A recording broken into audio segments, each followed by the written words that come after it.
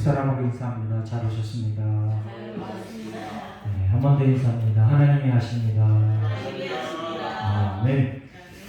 자, 설교 제목은 있습니다. 시작. 하늘의 찬송. 하늘의 찬송.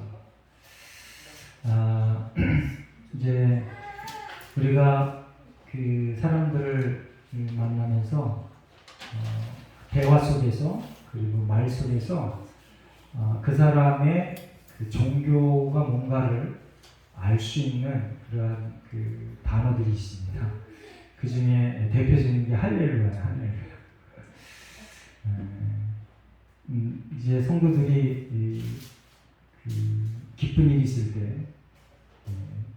성도들의 모임이 아닌데도 불구하고 무의식적으로 할렐루야 하는 경우가 있어요. 여러분들 할렐루야라는 이 단어가 뜻이 여호와를 찬송하라라는 뜻인데 성경에 몇 번이나 나올까요? 이 할렐루야라는 이 단어가 구약과 신약에 나오는데 아주 많이 나오진 않습니다. 시편에서 한 15번 정도, 그리고 오늘 본문에서 한 4번 정도 나오는데 이 할렐루야, 하나님을 찬양하라는 이 말 뜻이 성경에 그렇게 많이 우리가 생각하는 것보다 많이 나오지 않습니다. 그래서 특별히 오늘 계시록 19장이 정말 중요한 장이구나 라는 것을 알 수 있습니다. 여러분들의 삶의 원인이, 삶의 이유가 하나님께 영광입니다. 그래서 날마다 마음과 생각으로 할렐루야를 외치며 살아가시고, 그리고 실제적인 삶의 양식 속에 할렐루야의 모습이 담아져 나오는 그런 복된 삶 되시길 예수님의 이름으로 축원합니다. 한번 외쳐보겠습니다. 할렐루야. 시작. 할렐루야. 우리 오늘 보니까 설교 제목이 하늘의 찬송인데 여러 부류들이 하늘에서 하나님을 찬양합니다. 1절에 보니까 허다한 무리가 찬양하고, 4절에 보니까 24장로와 네 생물이 찬양하고, 6절에 보니까 허다한 무리가 찬양합니다. 1절에 있는 허다한 무리는 성경학자들이 천사들일 가능성이 많다라고 이렇게 해석을 하고요. 6절에 있는 허다한 무리는 성도들, 순교자들, 이런 사람들이 것이다 라고 해석을 해놓고 있습니다. 그리고 이들이 찬양하는 이유를 쭉 설명해 놨는데, 찬양하는 이유, 여러분들이 하나님을 찬양하는 이유는 뭘까요? 기분 좋은 일이 있을 때 찬양하는 거 당연한 겁니다. 아주 그냥 지극히 정상적인 거예요. 그런데 기분 좋은 일이 있을 때만 찬양하면 그거는 기울어진 그러한 신앙이에요. 그러한 믿음이에요. 이제 우리가 기분 좋은 일이 있을 때나 아니면은 평범할 때나 아니면은 힘들고 어려울 때 항상 할렐루야라고 외칠 수 있는 든든한 믿음의 소유자들 되시길 예수님의 이름으로 축원합니다. 네. 오늘 찬양의 이유, 거기 1절과 2절과 그리고 6절에 기록되어져 있는데, 1절에서는 찬양의 이유가 뭐냐면 구원과 영광과 능력이 하나님께 있다. 한번 따라해 보겠습니다. 구원과 영광과 능력. 구원과 영광과 능력. 그리고 2절에 보니까 그의 심판이 참되고 의롭다라는 것 때문에 찬양한다 이겁니다. 그리고 6절에 보니까 전능하신 이가 통치한다, 이것 때문에 찬양한다.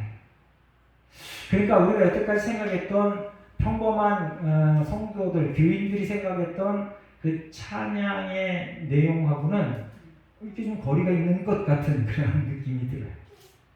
그러니까 우리가 좋은 일이 있을 때만 할렐루야, 하나님 감사합니다. 사실은 이거는요, 크리스찬 아닌 사람들도 그렇게 해. 네. 이방인들도, 잡신을 믿거나 악한 사람들도 하나님 앞에 할렐루야라고 찬양하지 않지만 기분 좋은 일이 연속되고 있으면요, 그냥 막 저절로 이렇게 좋은 그 멘트를 자꾸 해요. 그러니까 저와 여러분이 그 하나님을 찬양할 때 분명한 그 찬양의 내용이 뭔가를 이 시간 확실하게 체계화시키기 바랍니다. 구원과 영광과 능력이고요. 그리고 심판이 참되고 이로웠다. 그리고 전능하신 이가 통치한다. 이런 것 때문에 하나님을 찬양하시기 바랍니다. 그러면 희노애락 이런 거에 시달리질 않아. 부귀영화 이런 거에 좌지우지 되질 않아. 네. 그러니까 저와 여러분이 부르신 곳에 가서 정말 부르신 곳에 가서 최선을 다하고 성실하게 하나님의 이름을 빛내는 것, 그렇게 살아가는 인생 되시기를 바랍니다. 자, 그렇게 살아갈 때 할렐루야에 합당한 삶이 된다는 것을 우리가 잘 알고 있습니다. 이제 남은 것은 순종하는 것뿐이야. 순종. 구원과 영광과 능력이 하나님께만 있다. 이 얘기는 뭐냐면요, 이제 우리가 많이 실수를 범합니다. 기독교 안에서도요, 늘 지금도 이 실수는 계속 범하고 있어. 예를 들면 누가 무슨 공동체 하나 세웠어요. 그 공동체가 엄청나게 커졌어. 유명해졌어. 그리고 그 공동체를 세운 그 사람을 정말 아주 그냥 눈꼬리 사납도록 하나님만큼 찬양하는, 어떨 때는 하나님보다 더 찬양하는 그런 일들을 기독교 안에서 한다니까요. 정말 아주 깝깝합니다. 깝깝해. 큰 교회를 이룬 그 목사님들이 이런 실수를 아주 너무 쉽게 범해. 왜 그럴까요? 성도들이요, 목사님 앞에 나와서 너무 굽신거려. 그리고 뭐라고 얘기하냐면, 목사님이 아니면 이 교회는 절대 안 됩니다. 이렇게 얘기를 해. 세상에 나와서 내가. 그 목사가 주인이야? 왜 그렇게 얘기해? 물론 이면에 당신의 수고와 땀과 눈물, 그리고 헌신적인 기도, 이런 것들을 이렇게 칭찬하는 건데, 그게 도가 지나쳐가지고 정말 구원과 영광과 능력이 하나님께만 있다 하고는 이 말에 도전이 되는 거야. 도전. 다시 한번 여러분에게 강조합니다. 사람은 절대로 바라보지 말자. 아멘? 제가 이 설교를 너무 많이 했어. 너무. 예? 사람은 절대 바라보면 안 돼. 절대 바라보면 안 돼. 그리고 그렇게 사람이 이 칭찬을 넘어서, 존귀를 넘어서 우상 정도까지 되면 빨리 관계를 끊어버려야 돼. 내가 저 사람한테 너무 종속되어 있는데, 그럼 거기서 나오는 이익을 생각하고 계속 잊지 말고 빨리 관계를 청산해버리는, 그게 하나님의 사람이고요, 성령 충만인 것입니다. 그래서 오늘도 1절에 보니까 구원과 영광과 능력이 하나님께 있다. 이건 우리가 입으로 잘 되뇌이면서 실제적인 삶 속에서는 이거와 자꾸 멀어진 삶을 살아요. 특별히 그 군대에서는 명령 체계가 무너지면 군대가 전투할 수 없어. 만약에 전쟁이 일어나면 목숨이 오락가락 하는데 지휘관이 돌로 앞으로 뭐 총을 계속 쏴라, 절대 후퇴하면 안 된다, 이렇게 명령하는데 그 반대로 행하면 그 군대가 더 이상 아니죠.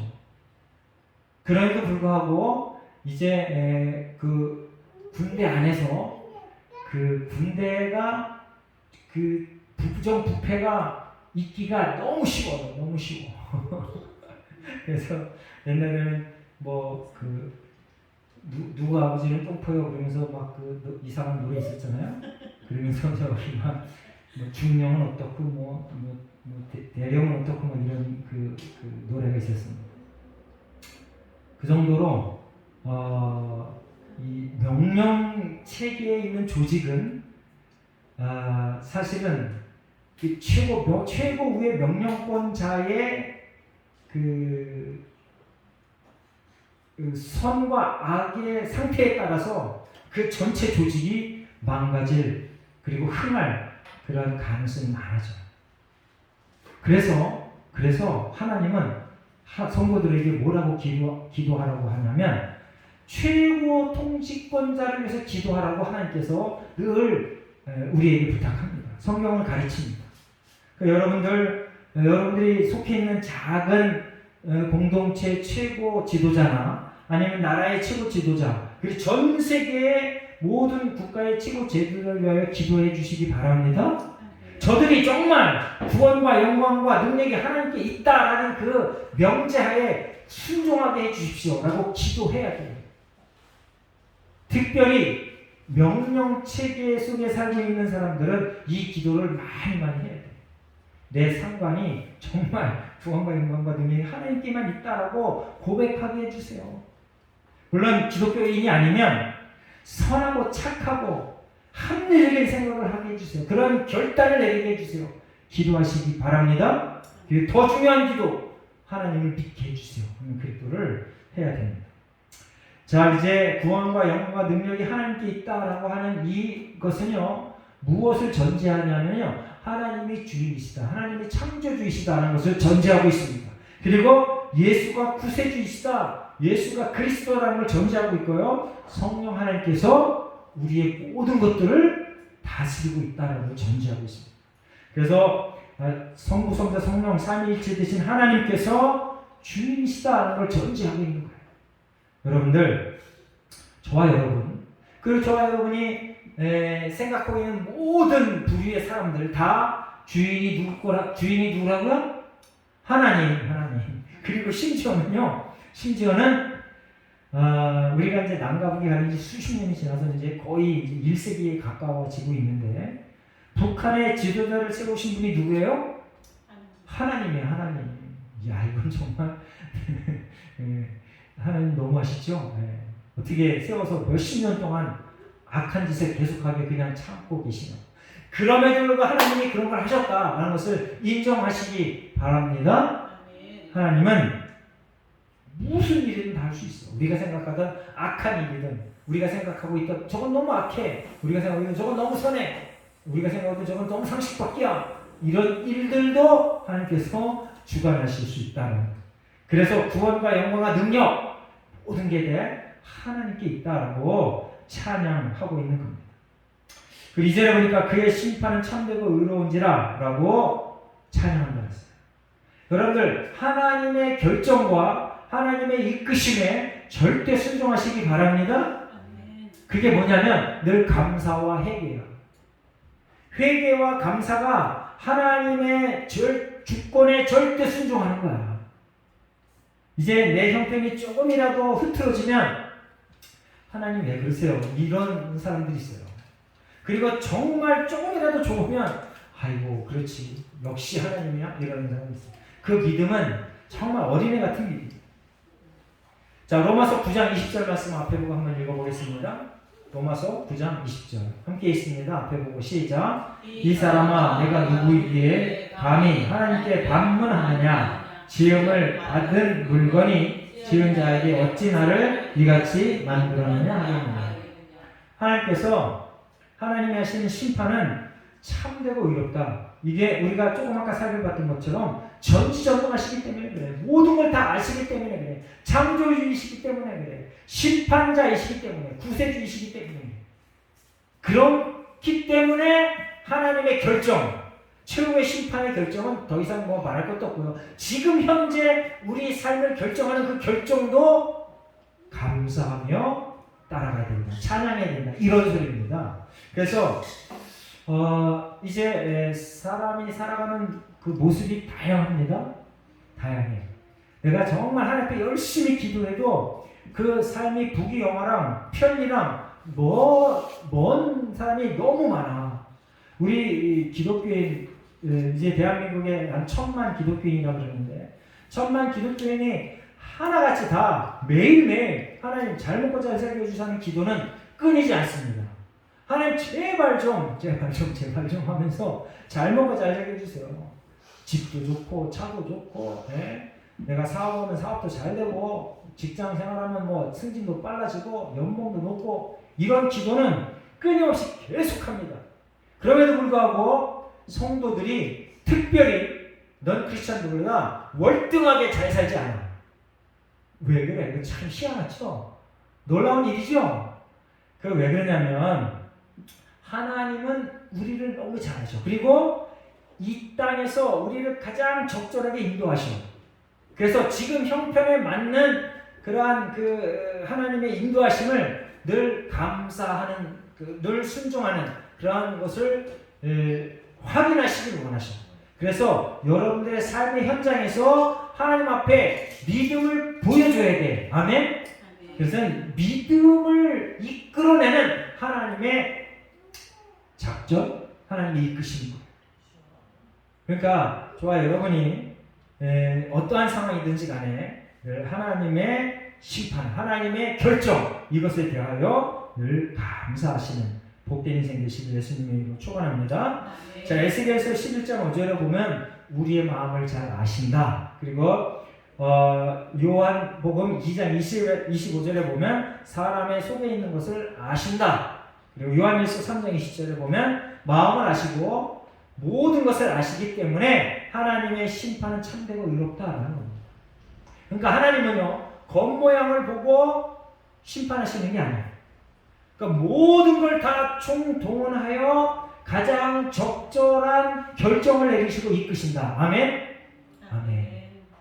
그것을 여러분들이 인정하시고 처한 환경에서 믿음을 발휘하셔서 끝까지 참고 이기며 승리하는 복된 인생 되시길 예수님의 이름으로 축원합니다.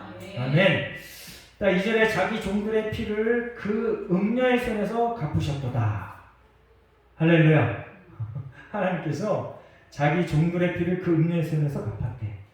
그러면은 정말 똑똑한 사람들은 이제 기독교를 막 욕하는 그 안티크리스천들은 요 구절을 갖고 어떻게 공격하냐면요, 그게 하나님이냐? 내가 하나님 같으면 그냥 종들을 피를 안 흘리게 할 거야, 이렇게 얘기합니다. 그럴싸하죠? 네, 그럴싸해. 그런데 하나님은 안타깝게도 하나님을 향하여 목숨을 걸고 하나님의 일을 절대 순종하는 사람들에게도 피를 흘리게 한다. 기억하시기 바랍니다. 하나님 앞에 모든 걸 다 바쳐. 여러분들 선지자들 보세요. 선지자들은 하나님 앞에 모든 걸 다 바쳐요. 네? 심지어 호세아 같은 사람 보세요. 네? 자기 아내가 다른 남자를 찾아다니면서 온갖 난잡한 짓을 다 하는데 하나님께서 야, 도로 데리고 와서 네 아내 삼아. 도로 데리고 와서 자기 아내를 삼아. 그게 성경에 나오는 얘기니까 가능하지, 실질적인 삶 속에서 저와 여러분에게 그렇게 해봐도 그게 될까? 되는 사람이 몇이나 될까? 성령 충만하고 되는 사람들 한번 앞에 놓고 그런 일이 벌어지면요, 그 사람들 뒤집어져서 금식 기도하고 당장 저 인간들을 전부 없애버려 주세요. 아마 그렇게 기도할 가능성도 있어. 제가 너무 많이 나왔나?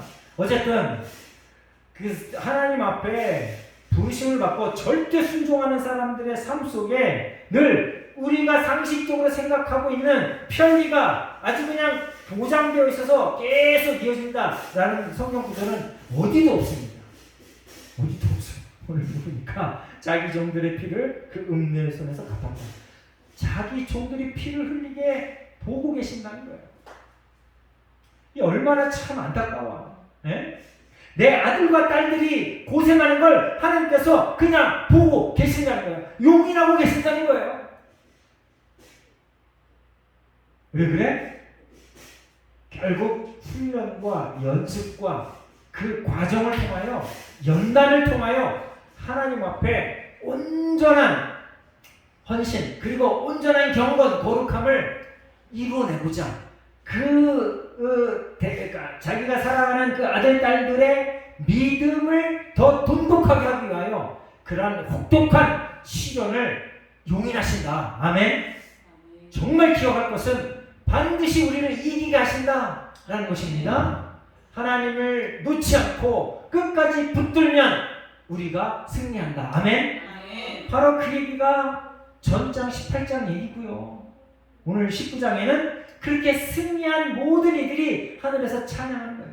허다한 무리, 천사들, 그리고 24장로, 네 생물, 그리고 모든 우리 성도들 하늘에서 승리의 찬송을 한다. 아멘. 근데 저와 여러분이 고생은 이 땅에서 보장되어져 있다. 할렐루야. 이 땅에서 고생이 보장되어 있다. 예고되어져 있다. 그런데 그 고생을 참고 견뎌라. 아멘.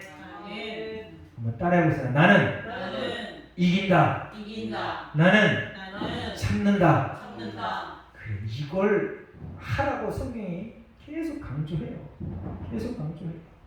그러니까 여러분들 어디 가서 누가 가르칠 때 여러분들 성령 충만하면 만석했는데 이러면 무조건 사기꾼이야. 그 자리에 앉아있으면 안 돼. 절대 안 돼. 사기야, 사기. 이단들이 그렇게 가르쳐요. 그리고 정통파 중에도 사람을 끌어모으려고 작정한 삐뚤어진 어떤 그 설교가들은 다 그렇게 가르쳐요. 절대 어려움이 없습니다. 절대 우리 앞에는 절대 어려움이 없습니다. 예수님이 다 지고 가셨습니다. 이렇게 가르친다니까. 그건 사기야, 사기. 성경은 그렇게 가르친 적이 없어. 그런데 결국은 우리가 이긴다라는 겁니다. 결국은 예수님이 이겼던 것처럼 결국은 우리가 이긴다. 아멘? 그러니까 그 과정 속에 여러분들 시험에 빠지지 말고 자빠지지 말고 넘어지지 말고 시험 들지 말고 끝까지 참고 견디어 오늘 하늘에서 찬송하는 이 찬양의 무리 속에 저와 여러분이 한가운데 있기를 예수님의 이름으로 축원합니다. 아멘. 자, 이제 이 계시록 6장 9절에서 11절에 보니까요. 계시록 6장 9절 11절에 보니까 이제 이 순교자들이 하나님의 제단, 하늘 제단 밑에서 하나님 앞에 신원을 해. 하나님, 우리가 하나님의 말씀을 지키고 전파하다가 이렇게 죽었는데 땅의 이 악한 무리들을 언제 우리의 이 어려움을 저들에게 갚아 주실 겁니까? 라고 실제로 하나님 앞에 신원하는 것을 환상으로 요한이 보고 기록했어요. 그랬더니 하나님의 대답이 뭐였어요? 우리 6장 벌써 5개월이 지나갔는데 너무 오래돼서 잘 기억이 안 나죠? 그래야 제가 설교를 하지. 자, 6장이 뭐라고요? 하나님이 기다려라. 기다려라 그랬어요. 기다려라. 여러분들, 하나님은요, 우리에게 기다리라고 늘 말씀하십니다. 아멘? 기다려 주시기 바랍니다. 제가 이제 개척한 지 벌써 한 10년 이제 다 돼가는데 처음 이제 전도사 신분인데 개척했어요. 담임 전도사가 돼서 그때 장로님 두 분하고 같이 했는데 그때 이제 우리 그 처남이 1년 동안 몇 년 동안 여기 한국에 계셔가지고 뭘 도와줄까 그러더라고요. 그래서 글쎄요, 사실은 개척할 때 도와주는 것은 사람을 많이 보내주는 게 제일 좋거든요. 근데 그거는 사실 그렇게 하는 대형교회들도 있어요. 그래서 글쎄요 그랬더니 그럼 당신이 한 달에 한 번씩 와서 설교를 해주시겠대. 그래서 너무 좋을 것 같아요. 그래서 알았습니다. 감사합니다 그랬는데 부작용이 생기더라고요. 그분이 설교를 너무 잘하니까 이 두 분 장로가 나한테 와서 뭐라 그러냐면 도대체 말이야 전도사는 설교를 그따위로 하냐고 왜 저 목사님처럼 못하냐. 그래서 제가 뭐라고 얘기해요. 저분은 평생 30-40년 설교만 하셨던 분이고 저는 이제 전도사인데 좀 기다려주세요. 그래서 근데 기다리지 않고 저를 버려버리더라고요. 물론 지금도 대단한 설교가가 되지 못했습니다. 여러분들에게 죄송하게 기다려달라고 또 얘기합니다. 이 하나님께서 오래 참고 기다리는 그 사람들에게, 당사자들에게 하나님의 신비로운 복을 준다는 걸 여러분들 기억하시기 바랍니다. 아멘. 아멘. 그러니까 하나님을 향하여 오래 참고 기다려야 되고, 그리고 여러분들 공동체에 허락한 사람들을 향하여 오래 참고 기다려야 됩니다. 특별히 부부 사이에는 이게 아주 철칙이야. 부부 사이에는 오래 참고 기다리지 않으면 그냥 큰일 나. 아주 박살나. 이제 결혼을 앞두고 있는 젊은 남녀들 잘 기억하시기 바랍니다. 정말 기다려야 돼. 오래 참고 기다려야 돼. 물론 이제 우리 부부는 비교적 제가 많이 부족함에도 불구하고 비교적 잘 살고 왔습니다. 그런데 우리 안에 가장 큰 약점이, 그러니까 제가 이제 얘기를 안 해서 이제 지금 처음 얘기하는데, 뭐든지 전기 스위치를 켜놓으면 끄질 않아. 그래서 제가 화장실 들어갔다 나와도 불을 절대 안 꺼. 그리고 집에 안에 있으면서도 해가 중천했던데도 불을 안 꺼. 제가 가서 끄면은요, 왜 끄냐고 막 화를 내서, 이거는 화난데 왜 끄냐. 그거 끄면 어두운 게 싫대. 그래서 제가 한두 번은 그랬는데, 그래서 제가 이제 얘기 않고 킬 때마다 가서 나오면 끄고 킬 때마다 끄고 그럽니다. 그게 작은 거지만 참아주는 기본이야, 기본. 근데 이거보다 더 큰 일들이 벌어졌을 때 참아내는 거, 여러분 그런 걸 잘해야 됩니다. 창균아 알았지? 나중에 아내 생기면 그거 잘해야 돼. 부족한 거를 가지고 계속 지적질하잖아. 아무것도 아닌 거, 사소한 일 갖고 지적질하면 매일 부부싸움이야. 여러분들 큰 사건이 터지면 부부들이 안 싸웁니다. 아주 사소한 거, 정말 이 조그만 버릇 그거 지적하잖아요. 그러면 아주 진짜 이상한 싸움이 돼. 그래서 가정 안에서 부부든 아니면 뭐 한 식구 간에 사소한 버릇 가지고 계속 싸움박질해 나려고 내가 참아내자. 아멘? 한번 따라해보세요. 내가 참아내자. 그거 해야 돼. 그거 해야 돼. 이제 우리 아들이, 우리 지금 창민이 여기 앉아있는데 운전면허를 땄습니다. 그래서 이제 아버지 욕심에 운전면허를 따면은 이제 운전에 능숙한 자가 돼야 되잖아. 그래서 제가 이제 일부러 우리 차가 4대 있는데 그 중에 한 대만 보험료가 너무 비싸서 나머지는 다 연령대에 맞춰놓고 트럭만 창민이 연령대에 맞춰놨습니다. 그때는 20만 원인가 15만원인가 더 비싸더라고. 그래서 창민아, 너가 운전을 해야 돼. 그러니까 앞으로 직장생활 하든 사업을 하든 운전은 필수야. 그래서 이제 운전을 가르치는데 여러분들 운전을 가르치는 적 있어요?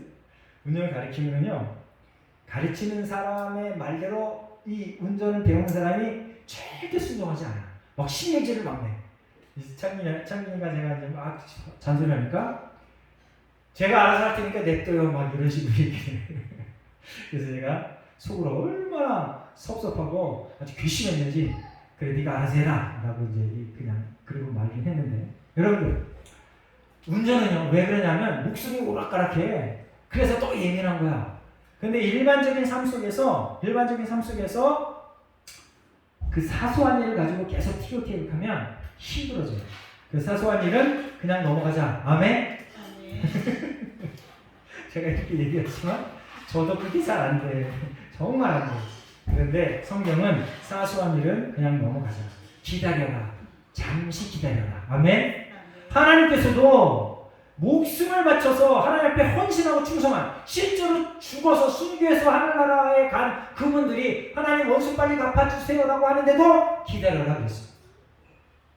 그러니까 사소한 거는 기다리는 건 유도하냐. 오래오래 참고 기다리는 저와 여러분 되시길 예수님의 이름으로 축원합니다. 자, 이제 5절을 한번 읽어보겠습니다. 5절, 19장 5절 함께 있습니다. 시작. 보좌에서 음성이 나서 이르시되 하나님의 종들 곧 그를 경외하는 너희들아, 작은 자나 큰 자나 다 우리 하나님께 찬송하리. 자, 여기 보면 작은 자나 큰 자나 다 하나님을 찬양하라고 했어요. 하나님을 찬양할 때 준비된 자가 찬양하는 거지 라고 여러분들 그렇게 하면 안 됩니다. 작은 자나 큰 자나 누구나 다 예수 그리스도 안에 있는 자는 다 하나님을 찬양하라. 이 찬양이 음악에, 그러니까 이렇게 박자, 음정에 맞춰서 하는 그런 찬양이 아니고 우리 삶 전체를 들어서 하나님을 존귀 여기는 걸 얘기하는 겁니다. 아멘? 그래서 선지자나 순교자나 아니면 이제 각 교회에 출석하는 초신자나 다 우리의 삶 전체를 들어서 하나님을 존귀 여기는 복된 인생이 되어야 될 줄 믿습니다. 자, 6절에 보면 전능하신 이가 통치하신다. 이것이 하나님 앞에 찬양의 조건이었습니다. 전능하신 이가 통치하신다. 자, 고린도후서 6장 18절 말씀 한번 읽어보겠습니다. 고린도후서 6장 18절 말씀. 자, 함께 있습니다. 시작. 너희에게 아버지가 되고 너희는 내게 자녀가 되리라. 전능하신 주의 말씀이라 하셨느니라. 하나님이 전능하다고 설명한 구절은 너무너무 많아요. 구약서부터 신약기까지. 특별히 고린도 6장 18절 내가 전능하다. 내가 전능하다. 그러니까 사도 바울이 하나님이 전능하신 분이야 라고 얘기했고요. 오늘도 보면 이 본문에 전능하신 이가 통치하신다 이렇게 했습니다. 자, 이 요한계시록이 기록됐을 때가 이스라엘 백성들이 식민지였습니다. 로마가 통치하고 있었습니다. 도미티안 황제가 뭐라 그랬냐면 내가 여호와 하나님이야 라고 그렇게 많은 자기 휘하의 모든 그 빼앗은 나라의 사람들에게 그렇게 하라고 가르쳤습니다. 내가 하나님이야. 나를 신이라고 불러. 나를 하나님이라고 불러. 이렇게 했는데 이것에 대응하는 사도 요한의 이 환상을 통하여 하나님께서 가르쳐 주신 겁니다. 도미티안이 전능한 게 아니고 내가 전능한 거야. 그리고 이것이 찬양의 제목이 되는 겁니다. 할렐루야. 제가 조금 아까 말씀드렸습니다. 여러분들의 영향력을 지대하게 미쳐서 내 생명의 은인일지라도 사람을 절대 의지하면 안 돼. 심지어는 여러분들 잘 들으시기 바랍니다. 오해 않고 들으시기 바랍니다. 기도할 때마다 병이 낫는 목사, 기도할 때마다 놀라운 기력을 일으키는 목사, 기도할 때마다 무슨 대단한 능력을 나타내는 어떠한 사역자, 그런 사람들을 예수님처럼 쫓아다니면 안 돼. 기억하시기 바랍니다. 오해하시지 마시고 들으시기 바랍니다. 그러면 반드시 결국에 목숨 걸고 쫓아다니잖아요. 하나님께서 쳐버리신다니까. 우리 한국요한선교회가 이제 발족한 지 벌써 사단법인이 되기 전서부터 이제 됐는데 한 5, 6년 됐습니다. 그 사단법인이 되면서 이제 외세를 확장하려고 그 임원진들이 아주 엄청나게 애를 썼어요. 근데 그 중에 그 명예회장을 초대하는데 교계에 유명한 사람, 그런 사람들을 가서 섭외해서 우리 명예회장이 돼주세요라고 하더라고요. 그래서 제가 그때 하나님이 결코 그걸 좋아하지 않을 거다 라고 얘기했습니다. 그런데 공교롭게도요, 물론 제 말이 맞다 이렇게 얘기하는 건 아니고, 그가 이제 코로나 오기 전인데, 지금도 사실은 두 분이 명예회장으로 우리 이제 OK에서 등록이 되어 있어요. 제가 이제 그 일을 진행하는 그 당사자 보고, 우리 스스로가 하나님을 잘 경배하면, 하나님 앞에 충성하면, 우리 중에 그만한 인물이 나올 거다. 그때까지 기다려보자. 라고 했는데, 무슨 소리냐. 이건 전술이고 전략이다. 합당한 거다. 라고 했습니다. 그래서 내가 아주 그냥 한탄하면서 이게 하나님이 기뻐하시는 일이 아니다. 그렇게 했는데 코로나가 오면서 우리 요한성교회가 두 쪽이 나면서 아주 개박살이 났어요. 지금 정리가 돼서 다시 이제 한 중간 궤도에 올라섰는데 여러분들 보시기 바랍니다. 사람을 의지하잖아요.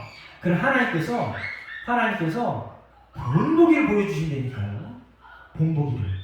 저는 한국요한성교회 이 사건이 그 일이라고 내 스스로는 그렇게 생각하고 있어요. 아무도 인정은 안 해도 여러분들 절대 전능하신 이가 통치하신다는 이 말을 확실하게 믿으시기 바랍니다. 사람을 쫓아다니지 않기를 바랍니다. 여러분들 스스로가 성경을 읽고 하나님 앞에 반듯하게 서시길 바랍니다. 아멘. 물론 내가 암에 걸렸어. 내가 정말 아주 그냥 일생일대 최고의 어려운 숙제거리가 있어. 그럴 때는 어떻게 해야 되느냐? 성경이 어떻게 하라고 그랬어요? 장로를 초대해서 기도하라고 그랬잖아요.